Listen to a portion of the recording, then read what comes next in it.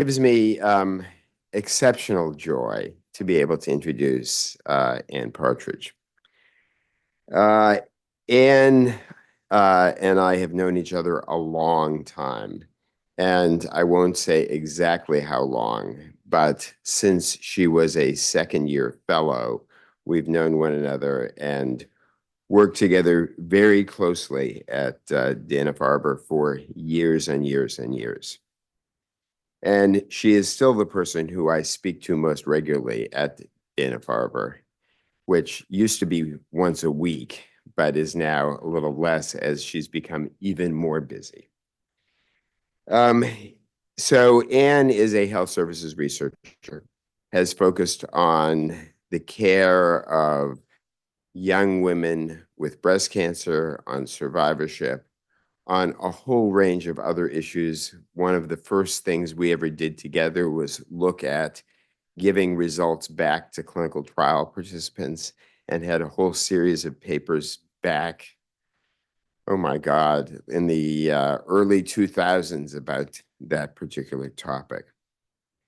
Anne is the interim chair of medical oncology at Dana-Farber and has been for the past couple of months. She is on the ASCO board, is the one of two chief scientific advisors for Komen, and is the co-chair of the Alliance Breast Committee, among other things. And I just calculated up that she has like 200% effort.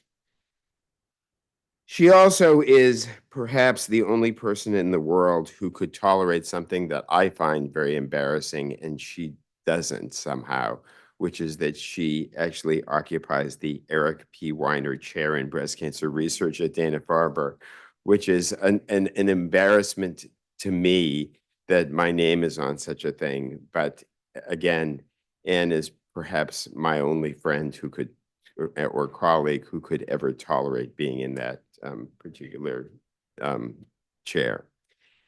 So, Anne, it is a true pleasure having you here today. I know everyone you've met with has had a really wonderful time meeting with you, and we look forward to your talk, Breast Cancer in Young Women, Optimizing Knowledge and Care to Improve Outcomes. Oh, and before you start talking, I'm going to present you with the Yale Cancer Center Grand Rounds Patricia Kingsbury Lecture. Wow.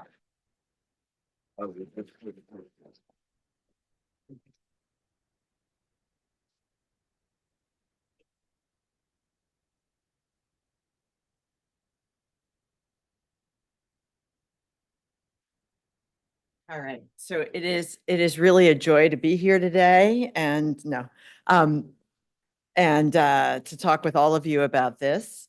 As you heard from Eric, I feel very at home here since Eric's here and many of my former colleagues. And of course, I've gotten to know many people who were either here or elsewhere before here over the years and had many wonderful collaborations and that continue on to today.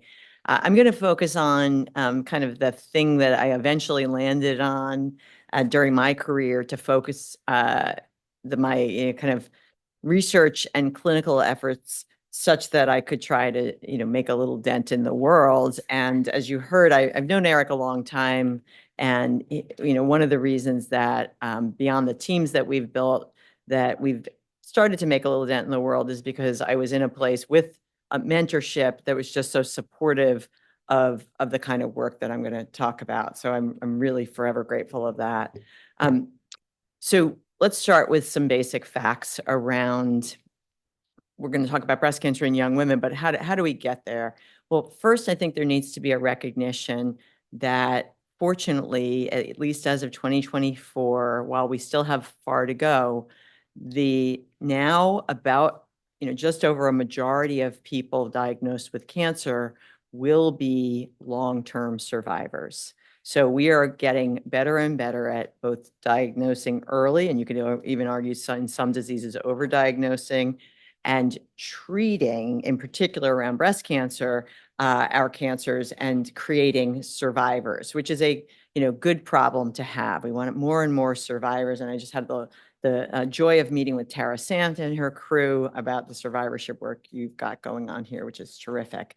And breast is one of the biggest groups, as you can see, and we all know this clinically, of survivors because most women and some men will develop breast cancer, but those who develop breast cancer will be long-term survivors, even moving more towards long-term survivors with metastatic disease, thanks to many of the breakthroughs. So when I speak about survivorship, I'm speaking about kind of the global survivorship for many issues, but particularly with young women, even with metastatic disease, we're now seeing different subtypes living out, 5, 10, 15 years and beyond, more so than we did previously. So we need to make sure we incorporate them as well because they're not dying of other things, fortunately.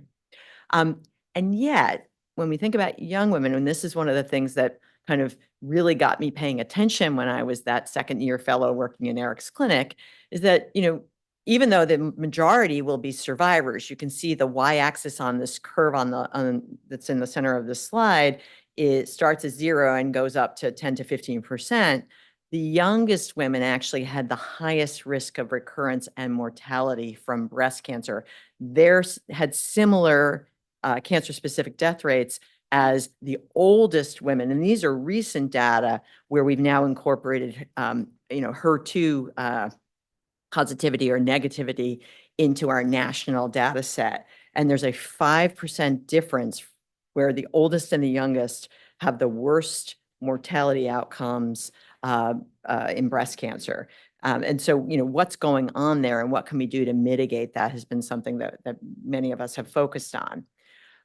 We also know, and these are some of the latest data from the Canto cohort, which is a prospective cohort of cancer survivors, now breast and I think lung cancer in France, essentially population-based. It's in many hospitals in France.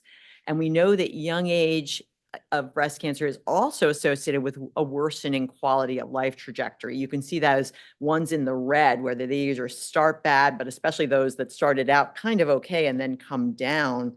The clinical characteristics associated with being part of that trajectory include being younger and other things that are related to being younger. And so not only are young women stuck with the risk of, higher risk of recurrence and warranting more treatment, but they're also in part related to that, have a worse psychosocial trajectory after their diagnosis and well into survivorship that's been well documented. So I think, hopefully I've just shown you that breast cancer and anybody who cares for these patients in our young patients is just more complicated. This is true of pretty much all of the AYA cancers. And one of the reasons that it's complicated is because they're not only dealing with the decisions around chemotherapy, endocrine therapy, local therapy that you can see on the top of this slide, which are, hard decisions when they are decisions, and made even harder sometimes where young people are in their lives, and especially if they have more aggressive disease, which warrant more of these things often. But they suffer from making the decisions around everything else you see around that diagram, not the least of which is fertility and the idea of premature menopause, the role functioning at a time in one's life when they're earlier, either in their partnership, their careers, they may not be done with school, sexual health and body image, something that's not unique to young onset cancers, but is certainly accentuated by being young. And then the genetics of young onset cancers plays in, of course, in more so for younger patients. And that all contributes to their psychosocial health and functioning, which can, one of the reasons we see things going south for our youngest patients, and therefore perhaps need to be focusing more on them, as I know you guys are doing too. So now a few years ago, a group of us got together with the Young Survival Coalition, an advocacy group based in New York, but international, that focuses on young onset breast cancer, and said, okay, what are our research priorities? What do we really want to focus on, recognizing we can't focus on everything? And the group came up with, a pretty overarching, broad set of priorities. And you can see them listed here. I'm going to focus on a few recent data around treatment, fertility, and then the overarching quality of life and survivorship now. But I do think that piece is nice if anybody's focusing on AYAs, because it does get at the things that we heard from the patients and advocates, what's important to them. And obviously it was consistent with what was important to the researchers in the room as well. One of the things that we also did at Dana-Farber now almost 20 years ago was to recognize that there were not great data sets for our youngest patients with either enough young patients. So clinical trials are very well annotated, big cohorts very well annotated, like Narcissus Health Study and Women's Health Initiative. But the young women who go on to get breast cancer or in the clinical trials, just the proportion of young women, even though they participate in trials as much, if not more than anybody else, the absolute numbers are fairly small. And so there were very few places, and if you look at SEER data, it's great for big 30,000-foot views, but very little granularity, especially when we first started looking into the issues related to young women. And so we realized that we just didn't have a place to get many of the answers that we needed.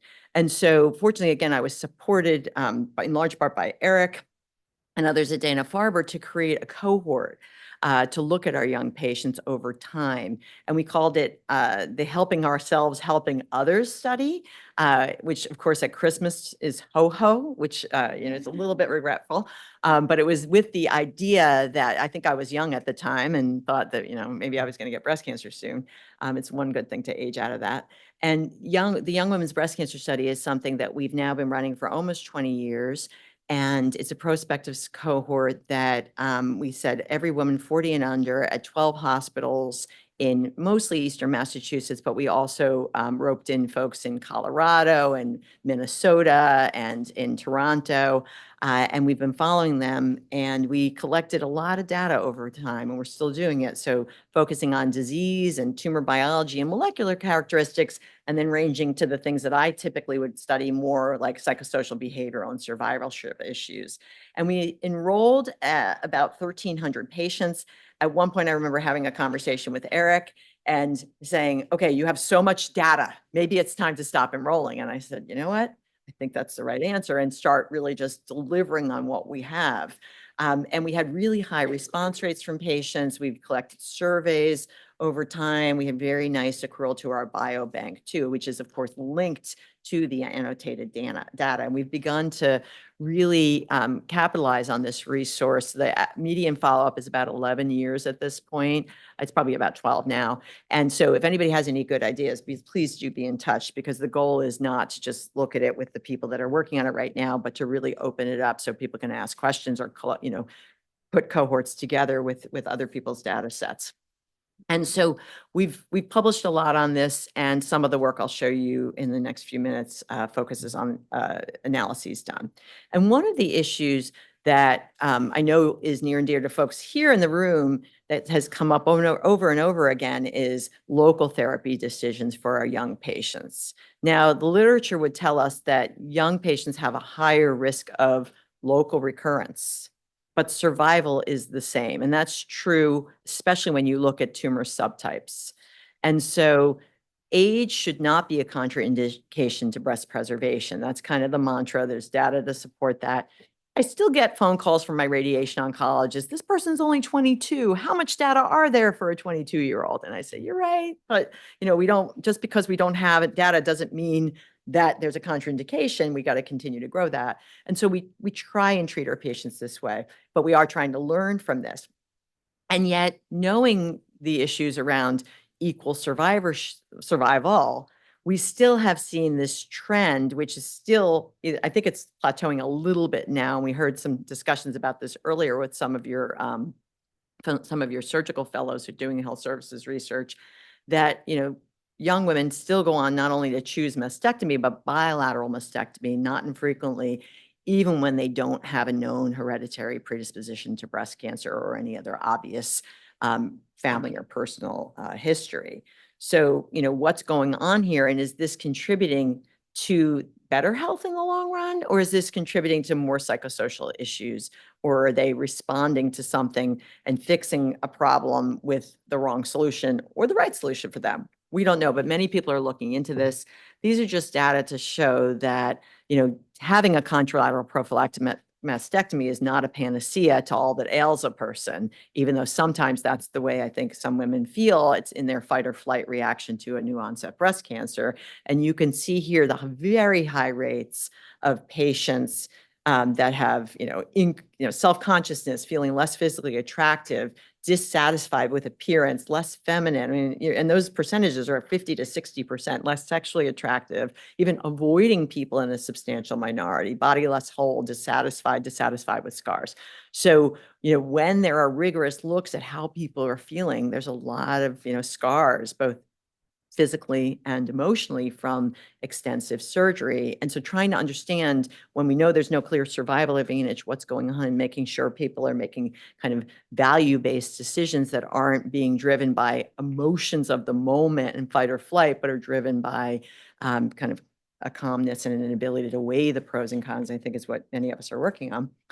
And one of the things that one of my postdocs looked at recently was, well, what are the data for these young patients when they don't have a known hereditary predisposition to breast cancer for a second primary? And she looked in the young women's cohort, and you can see here we were able to identify almost 700 patients who hadn't had bilateral mastectomy, and were, still in active follow-up. Obviously, some of them had competing events like recurrence or metastases, and some of them had non-breast cancer deaths. Sorry, recurrence is probably not the right word there, because we're looking at, recurrence elsewhere. And recurrence, I think it's local recurrence. And we were looking at second non-breast primaries. And you can see here that this group was representative once you took the people who had bilateral mastectomies away. So there were relatively small proportions of mutation carriers. You can see only about 6%, even though the rate of mutation carriers in our cohort is more like, for just BRCA1 and 2, it's about 15%. And if you include kind of those 8 or 9 additional genes, it goes up to about 25%, because it is, the prevalence is fairly high if you look at our very young patients. And otherwise, there were no other, it was an interesting cohort, but I think the most important thing is that still within this group, 50% said they had a family history of breast or ovarian cancer once you removed the people who didn't have bilateral mastectomies. And here's what we saw: the cumulative incidence of a second primary breast cancer at 10 years among almost 700 women was pretty low. It was like 2.3% at 10 years, 1.4%. So this is removing the higher risk people, which most of our population-based data don't have an understanding of, that 10% who are likely to get breast cancer or new primary over the next 10 to 20 years. We dug a little deeper and looked at those who did have a known hereditary predisposition who'd kept their breast. That's 6%. And you can see here that it was 5.5 times higher among those patients who had germline pathogenic variants, not surprising. So they had a 9.1% rate compared to a 1.7% rate when you took them away. So even lower at 10 years, which is, I think, very reassuring for our young survivors. Interestingly, when we looked at other differences, this was the only other major factor that stood out. Patients who had DCIS had a higher risk of a second primary than patients who had presented with an invasive breast cancer. Now, my immediate thinking was, okay, the vast majority of these people have hormone receptor positive breast cancer. Our young patients don't want to take the hormones, just like our older patients don't for DCIS. It's kind of optional for DCIS, maybe that because there's no clear survival advantage. So maybe that's why we're seeing the difference. And we did look at this in a subset analysis. The numbers get super small. There are only 15 events, but it wasn't a clear explanation.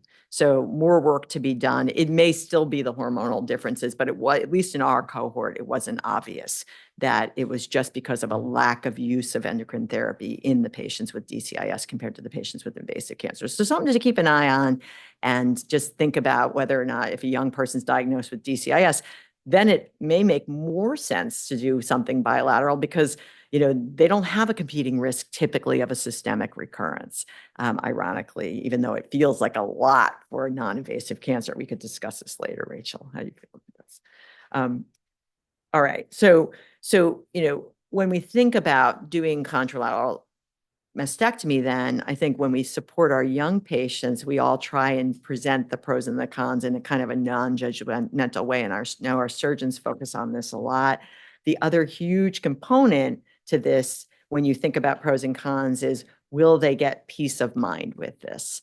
And I know you have work going on here looking into this. And I'm thrilled that I'm part of Rachel Granup and Shoshana Rosenberg's work called Consider, which you guys have open here too, which is a pragmatic implementation. It's a hybrid design effectiveness and implementation study where we are putting a decision support tool into effect over time at 4 sites in North America. Where are the sites, Rachel? It's us, it's you, Duke, and Cornell, right?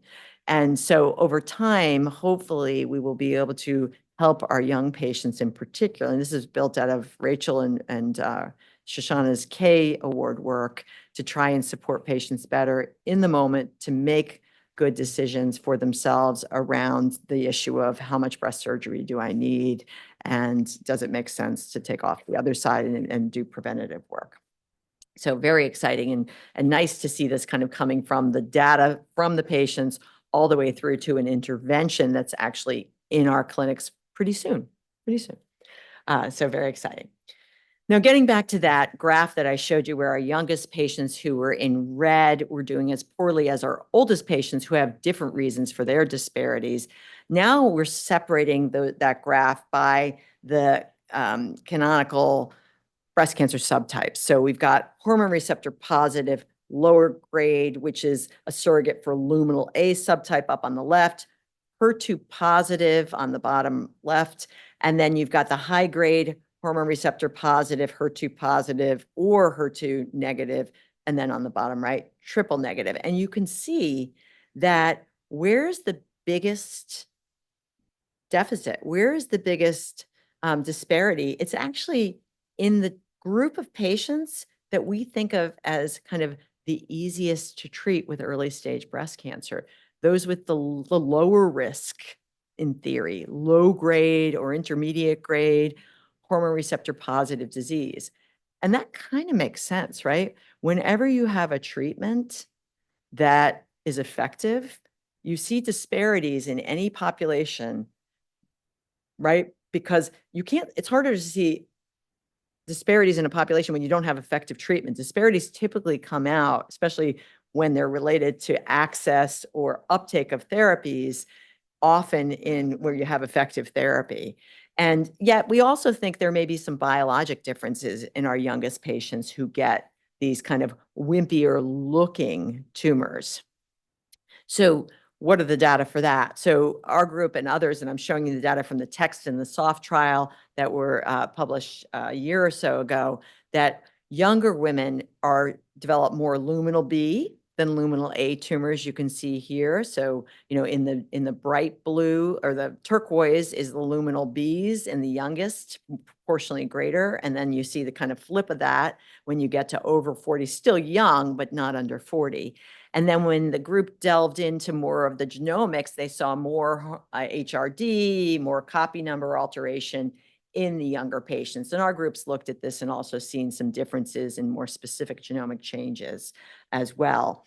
And then when we looked at the luminal A and luminal B in text and soft, there, even among those two different subsets, the youngest patients seem to do worse in terms of their disease-free survival. So some of this may be about size of tumor still and uptake of care, but there may also be something going on biologically. And we just don't know all the answers. But one would think then when you see these lower risk cancers, and then you see that a younger person has a higher risk, well, maybe we should just give them all the tools we have, right? Because they're at risk and we don't want to leave any kind of risk reduction on the table. And unfortunately, our current data do lean towards that. These are the data from kind of the hallmark genomic testing studies that have been done over the last decade, the TAILOR-X trial, the MINDAX study, and Responder, you know, whether or not person had node positive or node negative breast cancer, chemotherapy. And these were studies with genomic testing, and people in the lower moderate risk group were randomized to chemo or no chemo, just for simplicity.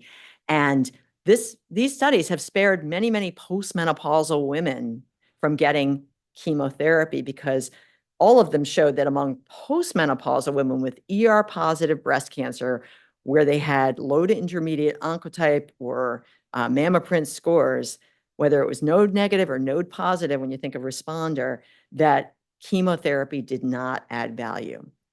But unfortunately, in premenopausal women, somehow there is clear value. And you can see this, estimates in the range of about 6%. It's pretty amazing that it's 6% in Taylor X, it's 5% in MINDAC, it's 5% in responder. And so that might lead in an unnuanced way for everybody to look and go, oh no, we should be giving all these young women who are higher risk chemotherapy. But the obvious question for anybody who treats these patients is that what's really different about going from a premenopausal woman to a postmenopausal woman is the fact that premenopausal women still have ovarian function. And we've known for many, many, many, many years that ovarian function and turning off ovaries has a profound impact on breast cancer outcomes and control in the setting of now, we know, ER-positive breast cancer. And so the major question that confounds all of those studies is how much of that chemotherapy benefit in our premenopausal patients is due to the chemoendocrine effect of the chemotherapy. This is still a major outstanding question, and one of the clues that suggests that it may be all of it, if not a large part of it, it comes up to us from the Taylor X trial, whereas you can see, if you look on the right in the blue areas, there was a lot of work that's been done around clinical risk. And of course, the higher clinical risk a person has, the higher the risk reduction a person might get from any given treatment, right? The absolute benefits would be great. So if you take the recurrence score on the bottom and you say a recurrence score of 21 to 25, and they have a high clinical risk, the estimate is almost 12% absolute benefit from chemotherapy in someone like that under age 50 who falls in that group. So that feels like it's a no-brainer to give them chemotherapy. And we know that our younger patients are not being screened. They're less likely to present with a smaller tumor, right? Like we talked about, they have higher risks from the beginning. But wouldn't you know it, when we looked at the youngest patients in Taylor X, the 40 and under, see where that hazard ratio is? No clear benefit. They're below 1. So, and it's not the tiniest of numbers. There's 200 patients in that group. So what possibly could be going on there? And it's almost a dose response curve that you see. The older the woman is under the age of 50, the more likely she is to get benefit from chemotherapy, which flies in the face of all of the things we know about the benefits of chemotherapy. And the point is that a lot of that probably is that the youngest patients are the least likely to get ovarian function suppression from chemotherapy permanently from the conventional chemotherapies that we use. So this really does remain a really important question.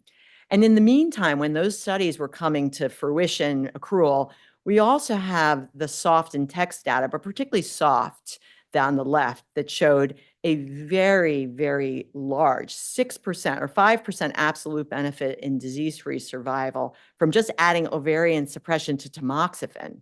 And then if you give to premenopausal women, and then if you give an aromatase inhibitor with that ovarian suppression, you see an even bigger bump. So at the same time that these studies were coming out, we were also seeing text and soft showing us that those old studies were not giving the best endocrine therapy backbone that they could possibly have. And potentially, could these benefits, somewhere between 5 to 10% in higher risk young women, could they offset and be the reason that the chemotherapy is showing such a difference by that age or pre and postmenopausal status? Well, many of us have to practice in this, so we make decisions every day, weighing the pros and cons and sharing those data with patients. Fortunately, there are 2 studies that are looking at this. This is the one in North America, the Offset trial. I don't know if you guys have it open here yet, but it's looking at randomizing women to chemo or no chemo who fall within the groups of that intermediate or low risk groups. And everybody gets to start with the best chemotherapy, I mean, the best hormonal therapy backbone in terms of risk reduction.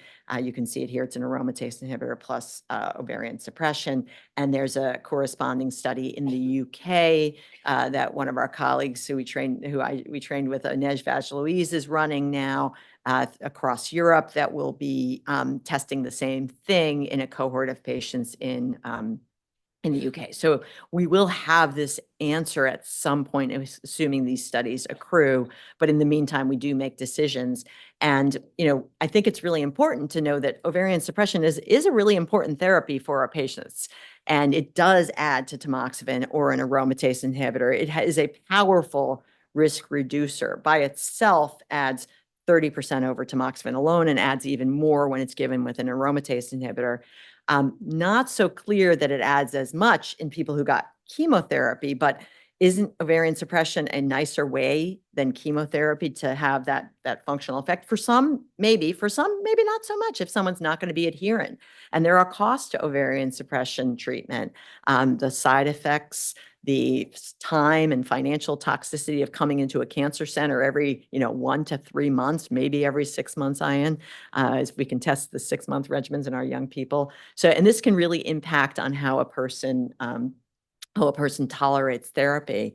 Adherence is a huge issue. That's something that we also studied before our young women's cohort was off the ground. And these are old data from some Medicare and Medicaid data sets that I had the pleasure of working in. And way back when, we showed that adherence wanes over time to tamoxifen alone, and that young age and Black race were predictors of non-adherence. We talked about how do disparities come up? They come up when you have effective therapies that people don't either use or access themselves to. And then Dawn Hirschman has taken this work and done a lot more with it, showing that both adherence matters, as well as the fact that, again, young age, those less than 40 patients were more likely to discontinue their hormonal therapy, and they were more likely to just non-adhere, not take it as directed, even if they weren't completely stopping it. So this may be one of the bigger contributors to why young patients don't do as well beyond some of the biology, as I showed you, and presenting with larger disease, tumors and things. Interestingly, and these are hot off the presses data from this year's ESMO, there was a group across France that has modeled out using French National Health System data the potential impact of if all young women were adherent. And they showed in their data set that, of course, like we've seen in American and other data sets, younger patients have lower persistence with endocrine therapy. And again, it's very clear that it goes down with age. And it's very, again, a dose response curve almost. And our young patients in France as well have worse disease-free survival. Again, some of it may be biology, but clearly there's a link. We know adherence matters. And then they modeled out, which I've thought about this for years, but I'd never seen anybody do it. What would happen if those women under 35, where we see the worst outcomes, what would happen if we modeled out scenarios that just prevented them from discontinuing their endocrine therapy? In the fantasy world, that you could kind of tie them down and do like direct observed therapy. Like nobody's going to do that, but they modeled it out. And as you can see here, if French women took their hormonal therapy, they would have almost a 6% improvement in survival at 5 years. So pretty compelling data to continue to think about how do we optimize adherence? How do we help people to understand the importance of these drugs? How do we help them to tolerate these drugs? Because these are some of the best tools we have against ER-positive breast cancer for sure. And one of the areas where I focused on, and again, some of this was about, when I was the wee tot working in Eric's clinic, I was a wee wanting to be a mom myself. And a lot of women were coming in and saying, wait, you're going to give me hormonal therapy and I have to take it. At that time, it was only 5 years. We didn't have the 10-year data yet. I have to take it for 5 years. And this was, this bump was diagnosed in the OB's office. My friends are all having their babies now. What are you telling me? And, one of the things that we documented both with the Young Survival Coalition years ago and then through our young women's cohort over time, and these are data from Katie Ruddy and Phil Porvu in our group, originally was that, fertility was just a huge issue for these young women that wasn't getting a lot of attention way back when. Fortunately, over the last 2 decades, we've all been paying more attention to it. But you can see here, it's an issue both at diagnosis and then an issue, and this is all 40 and under, and it's an issue that kind of still is there in longer term survivorship. And even if women are not going to go on and have a biologic child, helping them to acknowledge that loss and grieve it, we bring in the social workers at the beginning, but there's also probably a need for attention to this in the long-term follow-up, recognizing it's hard to do that in our resource constrained environment, but it can be a reason for some, and for many women that I've been told who are in this, it's even more impactful on their day-to-day emotional health than the cancer itself and the fear of recurrence, although that is impactful for many in this young cohort. So a really important area.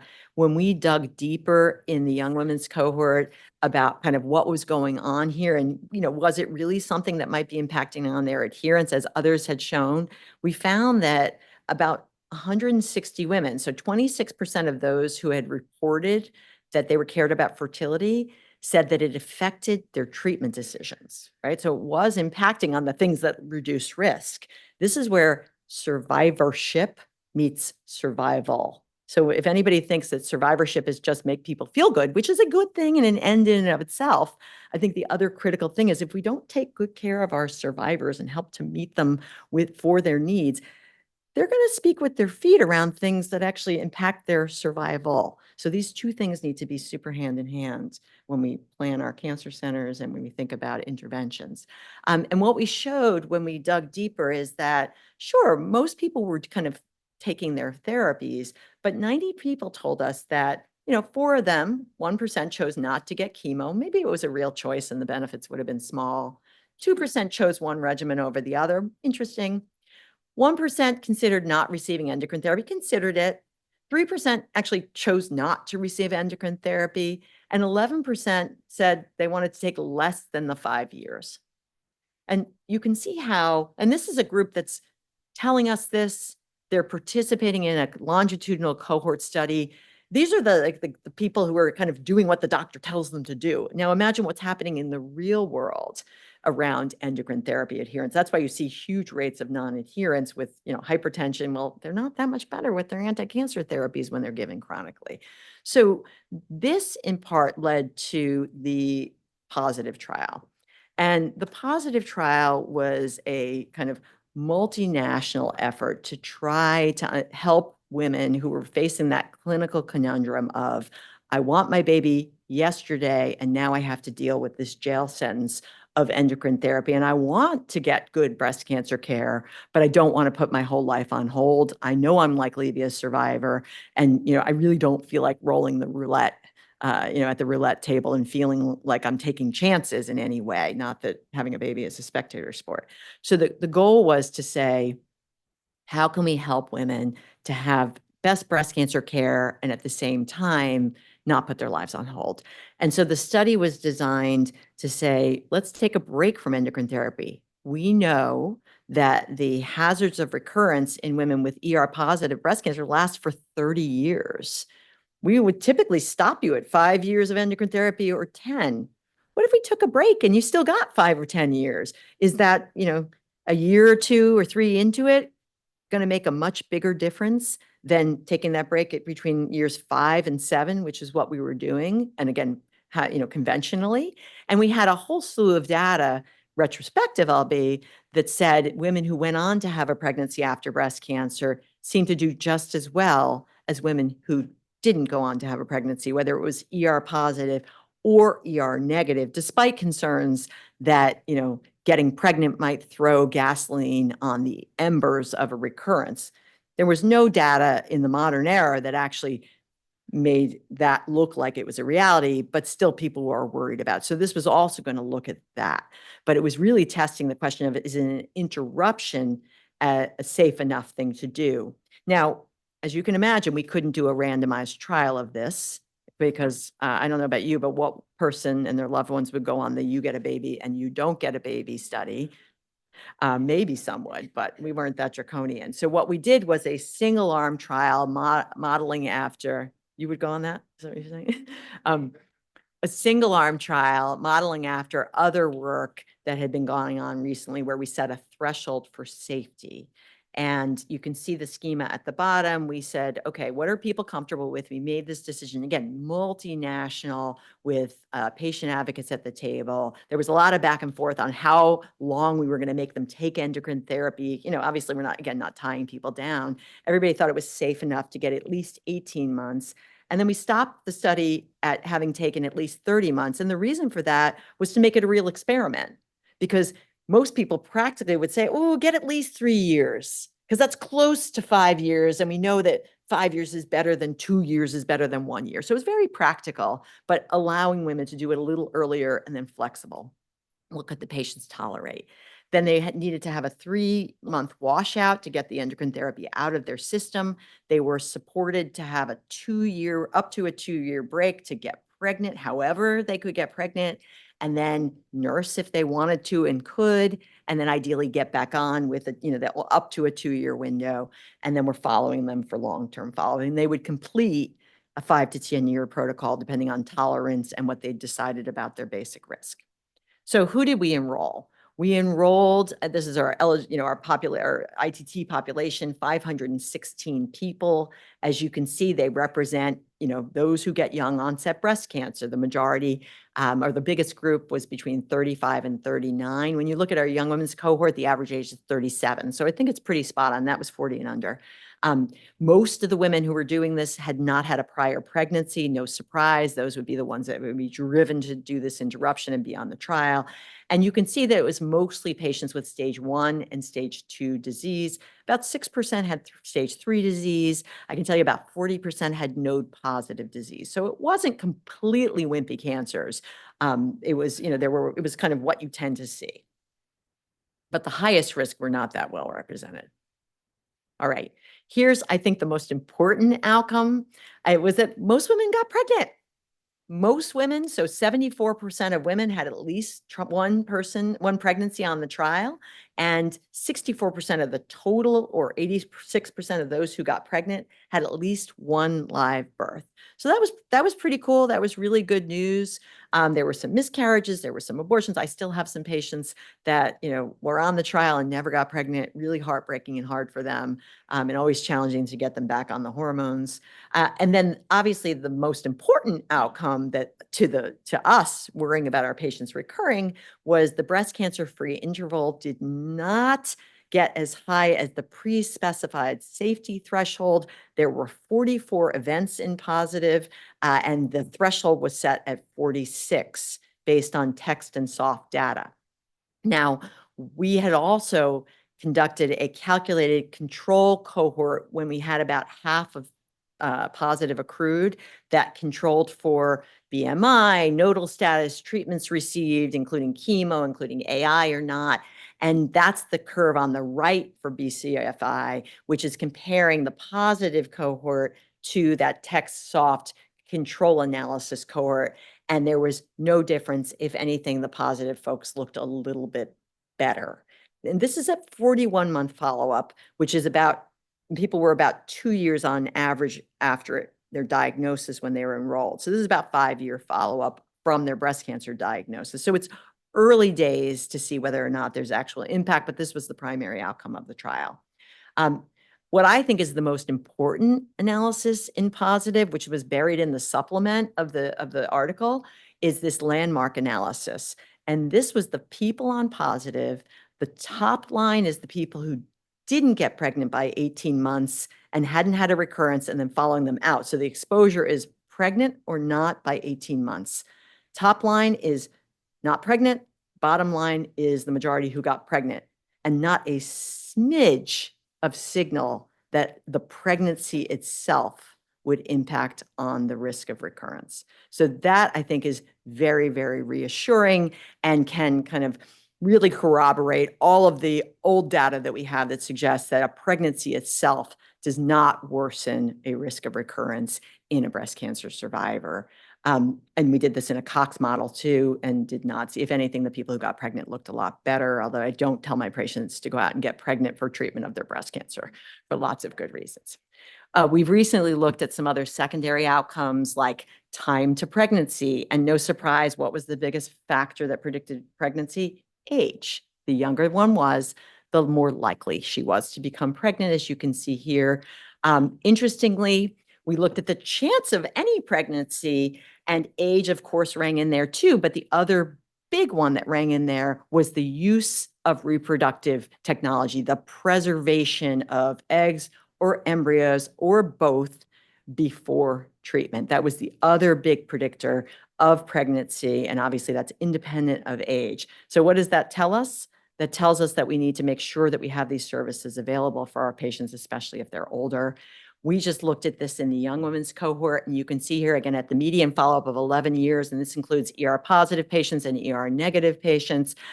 We have similar numbers, which is incredible. 73% reported a pregnancy, 65% reported at least one live birth. It's really similar to positive, which is weird because it's not an overlapping group. The median time from diagnosis to first pregnancy in this cohort was 48 months. Of course, we're going to look at their longer-term outcomes and their disease outcomes, but what we've modeled first is variables associated with pregnancy and variables associated with live birth. And in our cohort, it was financial comfort along with age, and then fertility preservation along with age. So again, the big signal here is we need to keep lobbying for insurers to pay for this and work within our systems to make sure that people are able to be referred in a timely fashion to get this important service if it matters to them. So now I'm going to switch gears and just discuss for a few minutes what we've been doing now for almost 2 decades to try and get this information, all the things that we've been learning, we've known and we've been learning. Because one of the things that we see at big cancer centers all the time is that someone comes in from the community and they're told, you can't do that, or that's unsafe, especially around the more nuanced stuff. And so in 2005, again, with the support of my fearless mentor, we started the program for young women with breast cancer, and now we call it young adults with breast cancer. And this program addresses the critical issues that we've been talking about today that are unique to or accentuated by being young. We now call it Young and Strong. And it has 4 pillars. We focus on providing expert medical care. That's kind of what's unique to a big cancer center compared to all the advocates and all the other people that are doing really great space in this work. We offer comprehensive support. We try to build community amongst the young patients. And then, of course, we conduct research to try and inform the care and the outcomes. These are our newest program introduction cards. We try and make it pretty and appealing because there's so much coming at people every day from, the world, including the cancer center, something that feels that it's resonating with them. You can see here. We also create a number of communications that are designed just for them. We have newsletters, e-newsletters. We have a website. That's the website. You can Google it if you want and send your patients there because it is I think we have a lot of really great webinars and teaching sheets and things on there. And it's just the latest version of our newsletter.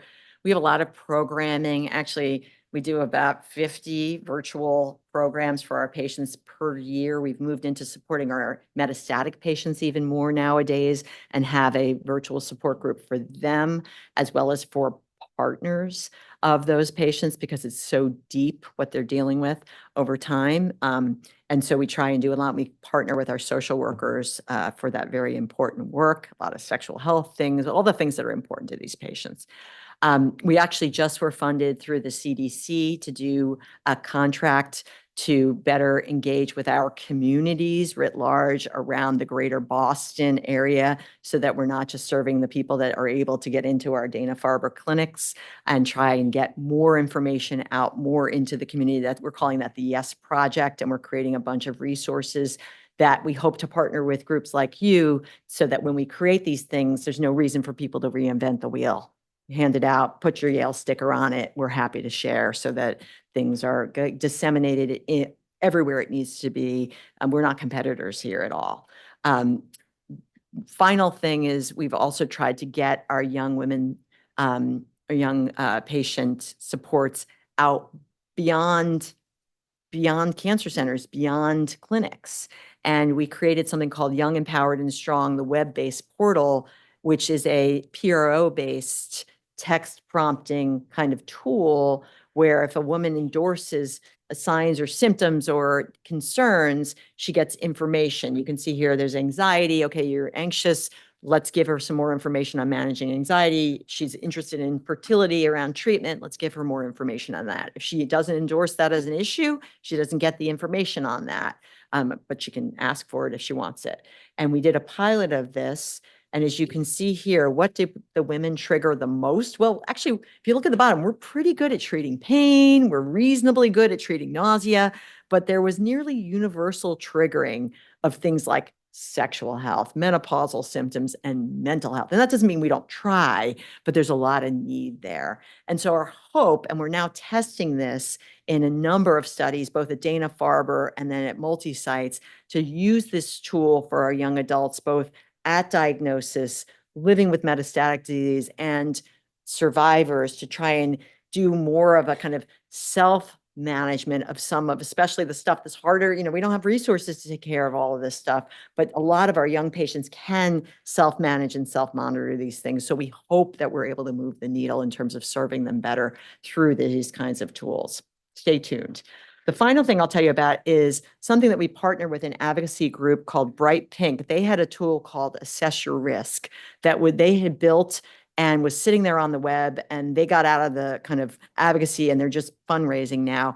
And they gave us the tool and we kind of Dana-Farberized it. And now it's available online to go in for any patient to look at their risks of any woman. It doesn't have to be a patient. It's more for non-patients, people who are previvors, and to look up their breast and ovarian cancer risks and put in it's both about health behaviors, it's about family history, and it's using Tyrer-Cuzick and other kind of things that are not in there, but we all know matter, like how much alcohol and whether or not they're exercising and whether or not they're obese.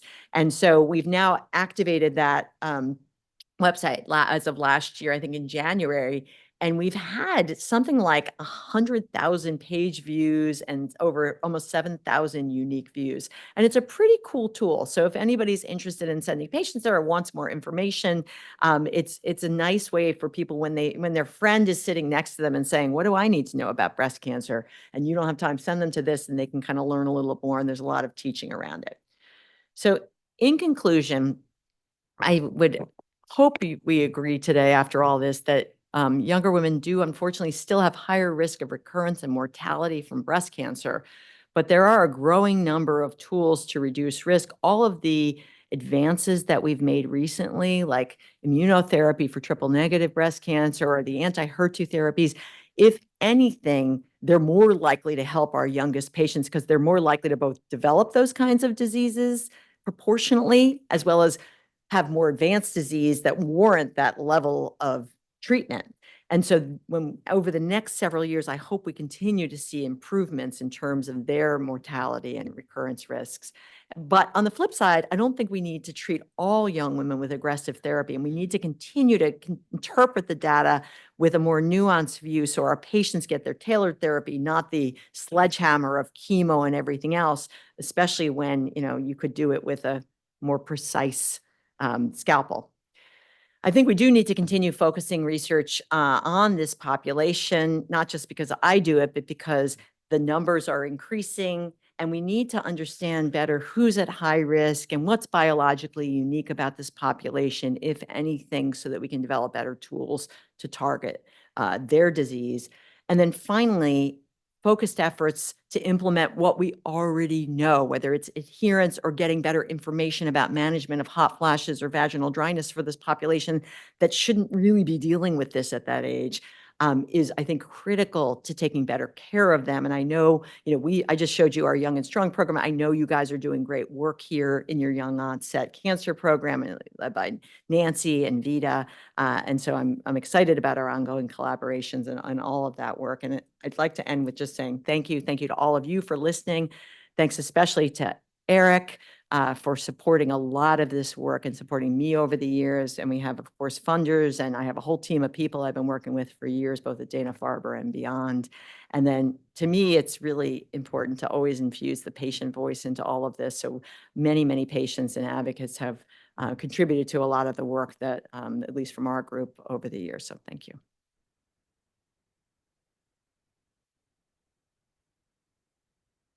Probably have time for about 2 questions. Okay. Quick question about the positive trial and recommendations you made in the trial setting, breastfeeding after delivery, and if that may have had any interaction with the outcomes. So it's a great question, and we just looked at breastfeeding and we just presented it. And the people, there was no detriment to breastfeeding. It didn't appear to also be to add any goodness. There was no difference. The numbers get small though, and there are a number of studies that are looking at this right now in the cohorts that are available, believe it or not. And it looks very feasible for a proportion of patients. I mean, obviously, if they have breast tissue, challenging on one side, but didn't clearly impact on their breast cancer outcomes. Say they couldn't breastfeed. No, we encouraged it. Well, no, it was very personal. So we encouraged it if they wanted to, but we wanted them to get back on within 2 years. But that doesn't mean that everybody listens. This is a very practical, real world thing. And I had people who kept breastfeeding and didn't get back on. I mean, it's just the nature of the beast. So we'll be able to look at that over time. But the short-term data using that same 41 months, it didn't hurt or harm. It's a good question.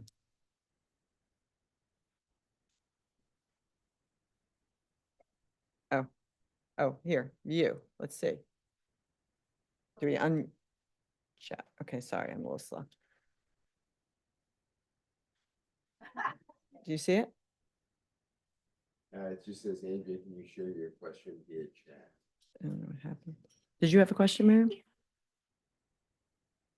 Positive data are being twisted among certain circles as that estrogen replacement therapy in postmenopausal years, that this is proof that estrogen is not associated with increased breast cancer. Again, you're being cited in circles you may not be aware of. People think I'm going to be the baby whisperer, and sometimes people come to me and I'm like, you can't have a baby right now.